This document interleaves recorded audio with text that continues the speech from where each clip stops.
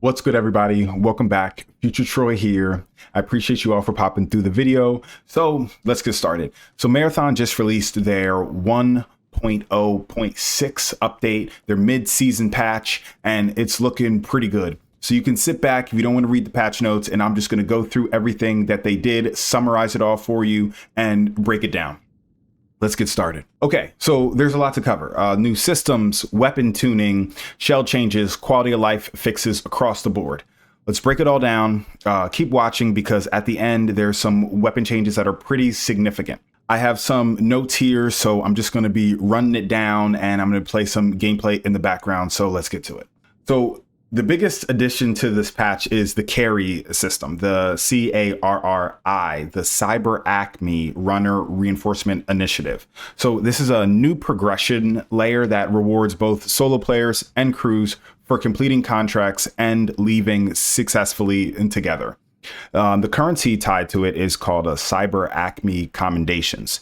You earn them by helping crewmates finish objectives, completing them solo, or leaving as a rook as well. Bonus commendations drop when you leave with players outside your crew. So now there's a real incentive to play nice with randoms.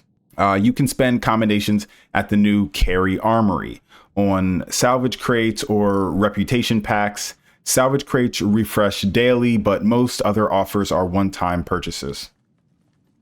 What's also new is stay together. So after you successfully leave, you can now instantly form a crew with the runners that you just played with. Only one of you needs to make it out for the option to appear. So if you get eliminated, that's how you can stay connected. Okay, so rewards pass and beginner changes. The season 1 rewards pass got beefed up. 4 new runner shells are being added: Thief, Assassin, and Destroyer on the premium track, and then the Recon on the free track, along with the WSTR shotgun style and a profile emblem. On the new player side, Perimeter Beginner is now a solos only map, available until seasonal level 12. It comes with 5 new contracts built specifically for beginners, and they're designed to ease players into the mechanics without overwhelming them. Now let's go to weapons. Okay, weapon changes. There's a lot here. Okay, so let's start with Railguns. Big rework.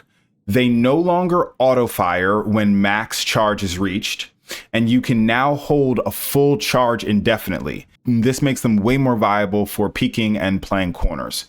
So both the Zeus and the Ares got additional buffs: faster charge times, larger magazines, and improved aim assist.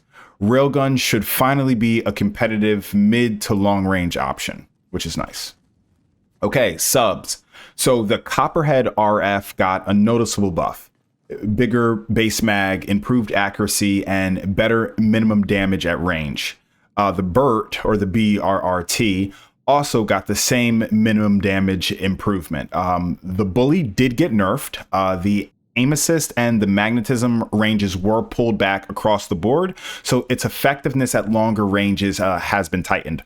Although it was already not that good at long range, and it's still pretty fire. So yeah, just a small buff, I feel like, there.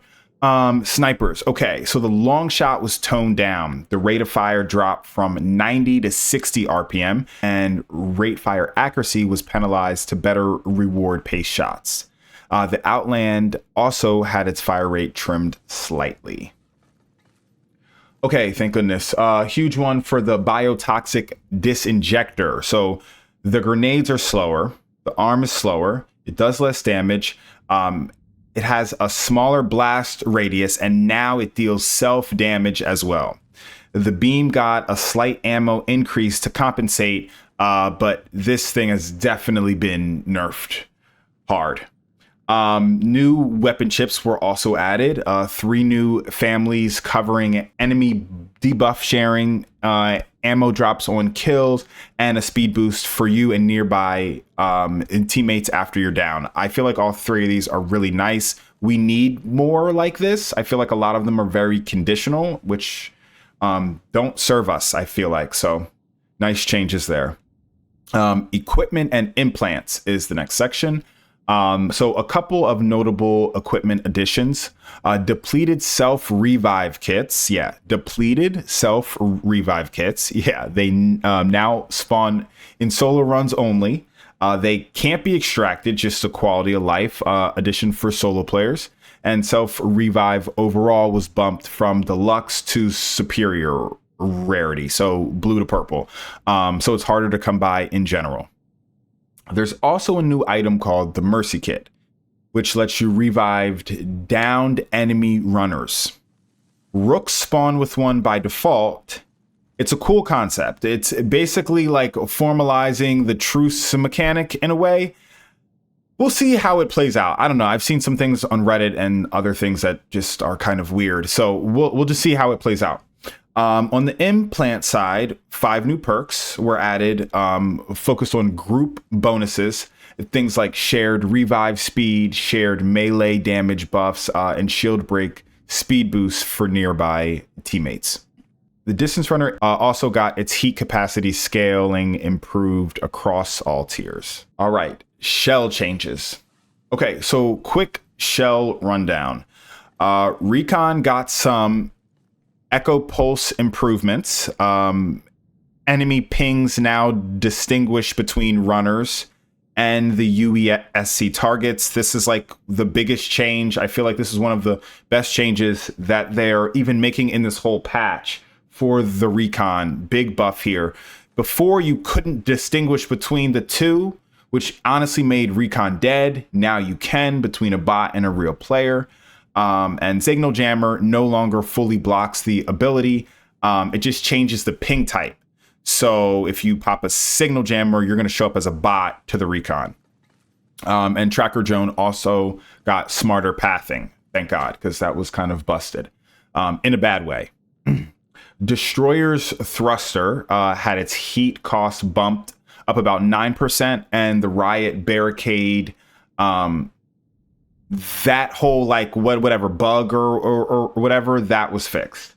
The Thief's Pickpocket Drone was also toned down.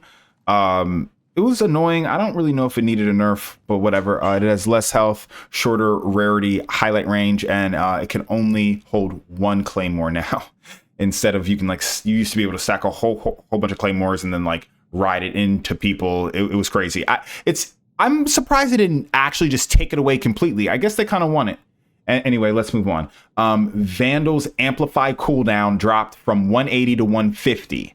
A nice buff, but I felt like we wanted a little more for Vandal there. But anyway, that's the full breakdown for the Marathon Update 1.0.6. Drop a comment on what you think below about the Railgun changes or the carry system that they added. I'm curious what you all think about it. And of course, like and subscribe if this helped, and more Marathon content coming your way. All right, you already know what it is. See ya.